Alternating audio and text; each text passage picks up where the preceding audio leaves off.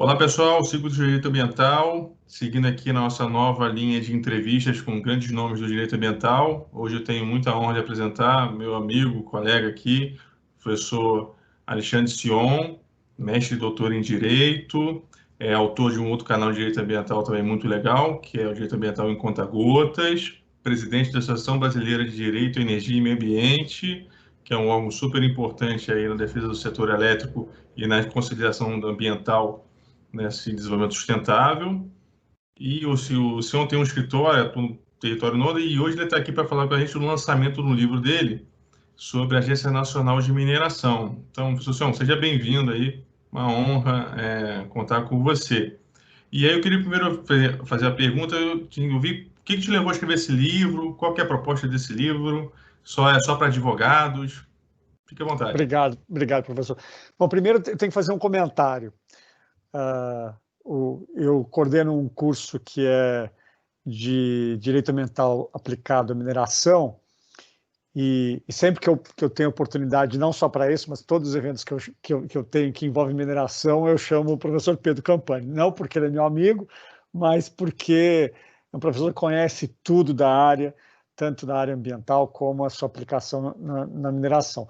E eu lembro muito bem, eu não sei se você lembra, Pedro, nós estávamos em Brasília, e aí acabou o curso, você foi dar uma palestra nesse curso, e acabou o curso, nós voltando no táxi para o aeroporto, você já tinha o seu canal, você falou assim, olha, por que você não faz? Né? E foi você que foi o responsável por eu criar o canal Direito Ambiental a Conta-Gotas. No início eu tinha um pouco de resistência. Você falou, não, mas tem que fazer mesmo, não tem outro jeito. Você estava coberto de razão muito antes da pandemia. Então, eu só tenho a agradecer, como agradecer o convite. É sempre um prazer estar aqui. Bom, sobre o livro. Na verdade, o livro ele faz parte de uma coleção de 10 livros, coordenado por vários professores, entre eles a professora Irene, que é professor dos cursos de estrito sensu do Mackenzie, e são livros que tratam das agências reguladoras. É uma coleção para tratar de agências reguladoras. Então, 9 desses livros tratam cada um de uma agência reguladora, e o 10º trata da Lei Geral de Agências. Então, eu recebi esse convite da professora Irene, com muito orgulho, desafiador, o tempo era curto, mas achei que tinha tudo a ver. A gente sabe, a gente tem várias iniciativas em conjunto, né, Pedro, de escrever, a gente tem que arrumar um tempo para poder encaixar isso na nossa rotina e dar a nossa cota de contribuição. E o objetivo dessa coleção é de leis comentadas. Então, cada um dos livros comenta, artigo por artigo, a lei da agência respectiva. Então, o objetivo foi comentar a lei que criou a Agência Nacional de Mineração, com todos os seus aspectos, obviamente tratando muito de direito minerário, das normas que foram publicadas depois disso, que obviamente impactam, inclusive a norma recente que teve impacto na Política Nacional de Segurança de Barragens, e com várias outras alterações relevantes. Então, o livro é para tratar da agência, mas acaba tratando do direito minerário no Brasil. Tá, e Sion, você é um profissional com larga experiência no setor minerário, atuou com grandes mineradoras, hoje atende como advogado, consultor especialista na matéria no Brasil todo. Uma pergunta que sempre fazem para a gente que atua na área minerária, assim, é possível ter uma mineração sustentável? Ótima pergunta. Deixa eu só responder antes uma pergunta que você me fez, eu acabei não respondendo. O livro é só para advogados? Não, o livro não é só para advogados. É também para advogados, é para estudantes de direito, é para quem quer se interessar, quem quer conhecer, quem quer estudar a área minerária, como também esse número grande de profissionais, como você sabe, que lidam no setor mineral, né? Não só os geólogos, engenheiros de minas, engenheiros de diversas áreas. Eu espero que ele seja útil para esse grupo grande de pessoas que atuam num setor tão relevante da economia nacional como é a mineração. E aí, relacionando a sua pergunta, E a resposta simples, direta, é sim, perfeitamente possível. Mas acho que ela merece um pouco mais, essa resposta um pouco mais elaborada. Existe naturalmente, para a mineração, algumas resistências. E essa resistência ela é ilustrada desde a Constituição, que, como você sabe, a única atividade que teve uma obrigação específica de recuperar a área impactada é a atividade de mineração, lá no 225, parágrafo 2º da Constituição. Essa obrigação é para todo mundo, não só para empresas de mineração, no parágrafo 3º, mas trouxe essa obrigação específica para a atividade de mineração. Quando a gente pergunta para os congressistas que participaram, por que as pessoas têm essa relação com a mineração? Então, queriam incluir na Constituição essa obrigação de forma específica. É claro que, independente dos motivos que levaram, é um sinal de que é uma atividade que goza de uma preocupação sob o ponto de vista do seu impacto, porque as atividades... a gente tem atividade de mineração de qualquer tipo, e, aliás, aqui eu tenho que fazer esse comentário.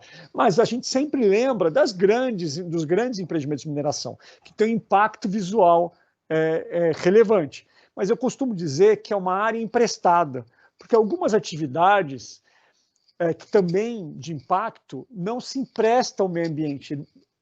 Você implanta, nunca mais vai tirar, e aquela área que foi impactada não será recuperada. A atividade de mineração, apesar dela ter esse impacto, que obviamente não é só visual, mas ele tem um impacto visual na conformação do terreno, inclusive, ele é um impacto com retorno, porque você usa aquela atividade e depois retorna.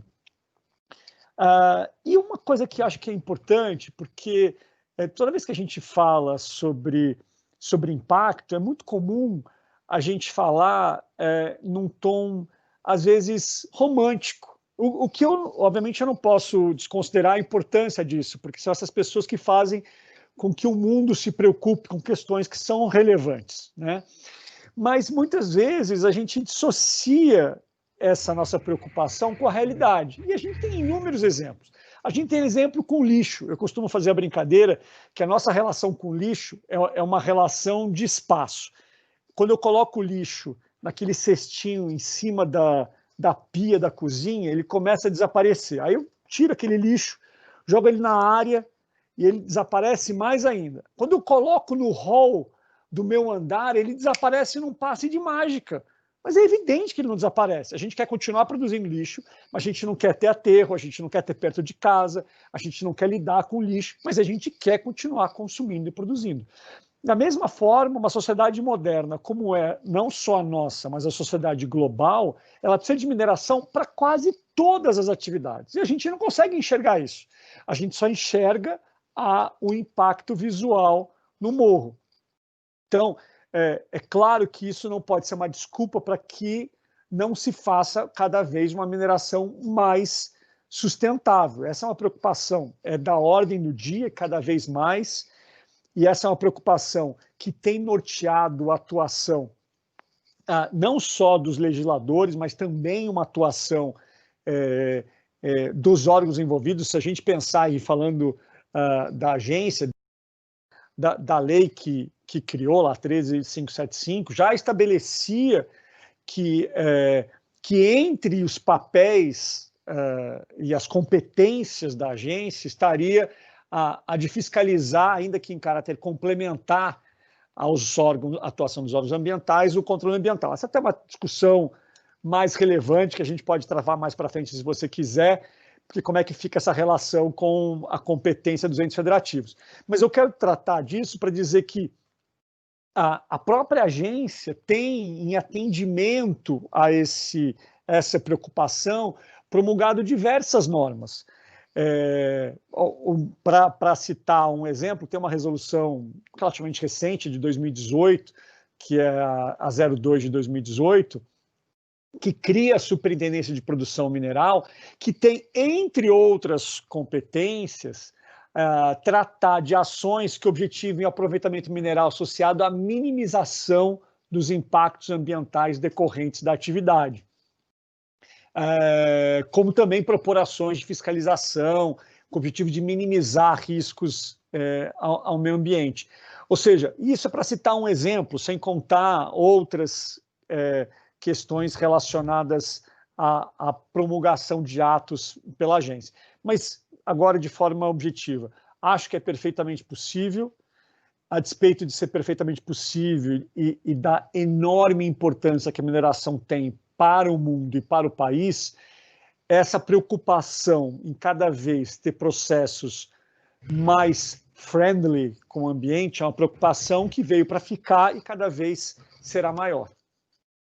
Então, senhor, você até já aproveitou e até respondeu a terceira pergunta que eu ia fazer, que se você via que a agência tinha alguma responsabilidade nessa implantação de questões ambientais, né? Então, desculpa. É bastante interessante, assim, isso que você já aproveitou, você já até puxou minha terceira pergunta aí. Não, mas eu acho que eu tenho coisa para falar disso, se você quiser que eu Então, fica à vontade, estamos aqui para te ouvir.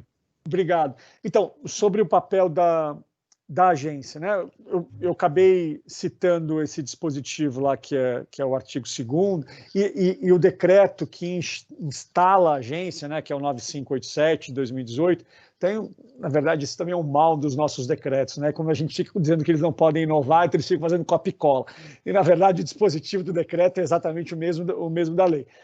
Mas, ou seja, mostra essa preocupação. Agora, é claro que a gente tem que analisar isso num contexto também constitucional, porque tem uma competência que primeiro, como você sabe muito bem, os bens. Aliás, tudo que eu estou falando aqui, você sabe muito bem, mas eu estou falando aqui para os seus. Não tão bem quanto você. Não, sabe demais. Eu estou falando aqui para os seus ouvintes. Mas os bens minerais são da União, sejam eles aflorantes ou não, por força do que estabelece o artigo 20 da Constituição. A competência privativa para legislar sobre jazidas e minas é uma competência da União, lá no artigo 22. Agora, a competência para atuar na defesa do meio ambiente é comum ao artigo 23, incisos 6º e 7º. E essa competência, dentro inclusive da Lei Complementar 50 de 2011, que veio regulamentar o parágrafo único do artigo 23 da Constituição, ela é uma competência em matéria ambiental dos órgãos ambientais integrantes do SISNAMA, Sistema Nacional de Meio Ambiente. Então, e lembrando que o nosso sistema de licenciamento é um sistema único, em que apenas um órgão ambiental, por força do que estabelece o artigo 17 da Lei Complementar, apenas um órgão ambiental é o competente para licenciar, fiscalizar e punir administrativamente aquela atividade.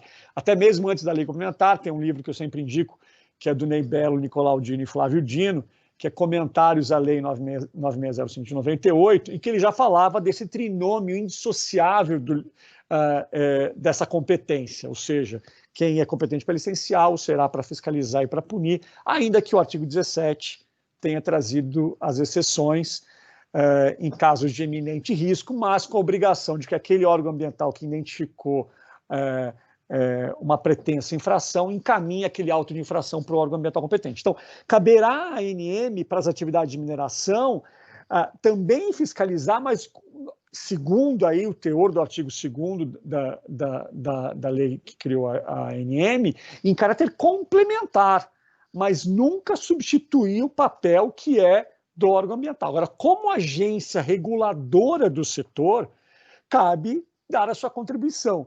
E aqui eu quero me permitir, se você me permite, eu quero me permitir se você me permite, mas eu quero aproveitar, se você me permite, Pedro, para falar dessa relação de um ponto que eu faço uma crítica já há muito tempo.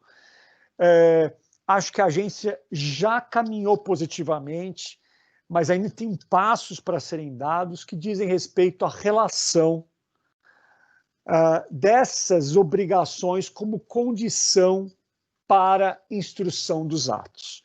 Exemplo, para que você consiga a portaria de lavra, para que você consiga a concessão que vai lhe permitir explotar aquela jazida, ou seja, efetivamente retirar o minério, você precisa, entre outras obrigações, apresentar a licença ambiental de instalação daquele empreendimento, portanto, emitida pelo órgão ambiental competente. E eu me pergunto, por que cabe a agência receber a licença ambiental como condição. Ah, mas peraí, Sion, não pode ter lavra sem licença. Claro que não pode, é crime, artigo 55 da 9605 de 98. Inclusive o crime em concurso formal, como já entendeu o STJ, o crime de usurpação mineral.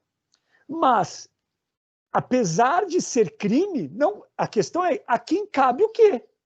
Não cabe à agência avaliar a licença ambiental. Por quê? Primeiro que ela não tem competência, sob o ponto de vista institucional. Não cabe à agência avaliar se ele tem licença ou não. Aí eu pergunto, você vai receber licença. Aí você vai analisar o estudo ambiental para saber se aquela licença está adequada ou não está?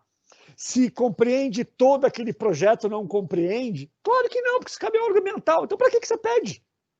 É a mesma coisa de pedir autorização de superficiário como condição para implantar empreendimento linear, como se a licença autorizasse alguém a entrar na casa de outra pessoa. Então, são coisas distintas. Então, é importante que a gente traga e discuta isso. Porque quando as pessoas... Como é que você deu uma licença ambiental que a pessoa vai entrar na minha casa? Não, ele só vai entrar na tua casa se você deixar ou tiver decisão judicial. Ele só vai poder lavrar se ele tiver licença. E agora, se ele quiser fazer de forma criminosa, ele fala sem portaria ou sem licença. Não é isso que vai mudar. Então, qual foi o avanço que a agência já fez, na minha opinião? Foi em relação à guia de utilização. Hoje, a licença é condição de eficácia da guia, mas não é condição da sua emissão. E acho que isso já foi um grande passo. Não faz sentido pedir a licença para a guia. Agora, para que você possa explorar uma jazida, você precisa de licença ambiental. E isso a gente, desde lá da CONAMA 277, já dizia que se tiver uma pesquisa com guia, precisa de licença. Então, eu acho que isso a gente precisa. Isso não é só para a Agência Nacional de Mineração. Eu acho que isso a gente tem que discutir de forma sempre muito ampla, no sentido de cada um com a sua responsabilidade. Não dá para aumentar as caixas dos órgãos, porque isso só traz insegurança e burocracia. Perfeito, Alexandre. Muito importante todas essas ponderações que você colocou aqui, essa crítica que decorre naturalmente da sua vivência desses problemas, né? A gente que passa esses dramas aqui da área minerária ambiental, a gente entende mais do que ninguém. E, Alexandre, então, peço agora as palavras finais, suas últimas considerações, fique à vontade. Obrigado. Bom, primeiro, eu sei que eu falei muito, o teu canal é de 5 minutos, mas a gente tinha combinado que eu podia falar um pouquinho mais. Não, essa série aqui não tem 5 minutos. Então tá bom, ótimo. Mas eu acho que é até muito bom você falar em 5 minutos, porque as pessoas realmente, cada um não tem tempo. Eu atendi a sua gentil e pertinente sugestão lá atrás de criar um canal, mas eu não consegui ter a sua competência de falar em 5 minutos. Eu primeiro, então, quero agradecer, dizer que é sempre um prazer. Espero que a gente faça, espero não, nós faremos, a gente ainda tem 2 livros que devem ser lançados esse ano que eu conto para minha honra com artigos seus, e que a gente faça muitos outros assuntos. Parabéns pela iniciativa e parabéns pelo canal e por tudo aquilo que você passa para os alunos. Eu até fiz um comentário antes no off, faço de novo aqui ao vivo. Amanhã eu tenho uma aula com uma turma da PUC que também é sua aluna, e eu já disse, olha, um dos professores que já falou sobre isso é o professor Pedro Campani. Vai lá no canal dele, que ele já gravou sobre esse assunto. Então, só tenho a agradecer, Pedro, é um prazer. Senhor, mais muito obrigado. Só ressaltando, quem não se lembrar, tem um lançamento do livro para a Revista dos Tribunais, faz parte dessa coleção, então, sobre legislação interpretada de agências reguladoras, que é uma obra que vai se tornar referência, porque a própria natureza da obra não existe aí, é inovadora e é muito útil, não é só para advogados, então, técnicos, servidores públicos, estudantes que já queiram entrar na matéria, que cada vez se torna mais especializada, é mais do que bem-vindo. A gente vai deixar aqui o link tanto na descrição quanto a imagem final aqui da conversa para quem quiser saber mais do livro. Pessoal, mas muito obrigado, foi um prazer e nos encontramos aí. E quem quiser conhecer mais também, visita o canal do Sion lá, que é o Direito Ambiental em Conta-Gotas no YouTube. Tá? Obrigado a todos aí, até a próxima. Um abraço a todos, obrigado.